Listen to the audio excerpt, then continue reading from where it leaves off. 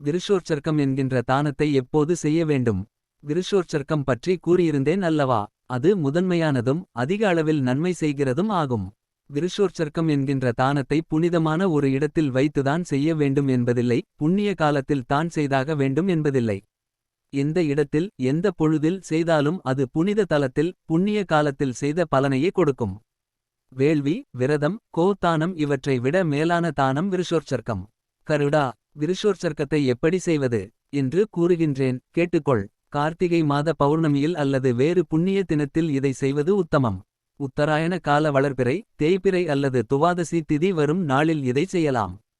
வேத நூல்களில் தேர்ந்த ஒழுக்கமுடைய அந்தணர்களை கொண்டு ஹோமம் வளர்த்து வேள்வி செய்விக்க வேண்டும். வேள்வித்தீயில் எல்லா தீமைகளும் பொசுங்கிவிடுகின்றன. வேள்வியால் தூய்மை பெற்றவன் நவகிரகங்களை பூசிப்பதோடு மாமதுர் தேவதைகளை அர்ச்சிக்க வேண்டும். மகாவிஷ்ணுவை பிரார்த்தித்து கொள்ள வேண்டும். பிறகு மந்திர பிரயோகம் செய்யப்பட்ட நீரால் காளைக்கன்று ஒன்றை நீராட்டி வஸ்திரம் ஆபரணம் மற்றும் மலர்கள் கொண்டு அலங்கரிக்க வேண்டும். அந்த கன்றினை வேள்வித்தீயை வலம் வரும்படி செய்து தானம் செய்பவர் வடதிசை நோக்கி நின்று ஆதியில் நான்முகனால் படைக்கப்பட்ட திவ்யமான ரிஷபம் நீயே ஆவாய் என்று கூறி தானம் செய்ய வேண்டும். இந்த விருஷோற்சர்க்கம் என்கிற தானத்தை ஒருவன் தான் வாழும் காலத்திலேயே தனக்காக செய்து கொள்ளலாம் அல்லது இறந்துவிட்ட ஒருவருக்காக அவனுடைய வாரிசுகள் செய்யலாம். தனக்கு தானே விருஷோற்சர்க்க தானம் செய்கிறவன் கன்றின் வாலில் மந்திர நீர் விட்டு அந்த நீரை தன்னுடைய கையால் ஏந்தி சிரசில் தெளித்து கொள்ள வேண்டும். தனக்கு விருப்பமான பிற பொருட்களையும் அவன் தானமாக அந்தணருக்கு வழங்கலாம்.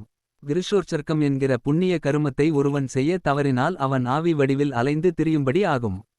தன்னை பெற்றவர்களுக்கும் தனது குருவானவர்களுக்கும் தன்னால் முடிந்த அளவு நன்மைகளை ஒருவன் செய்ய வேண்டும். தன்னை பெற்றவர்கள் இறந்த பின்பு ஆண்டுதோறும் அவர்களுக்கும் பிண்ட கருமமாகிய சிரார்த்தத்தை செய்து வரவேண்டும். பகவான் இவ்விதமாய் பிதிர் கண்மம் பற்றி கூறியருளினார்.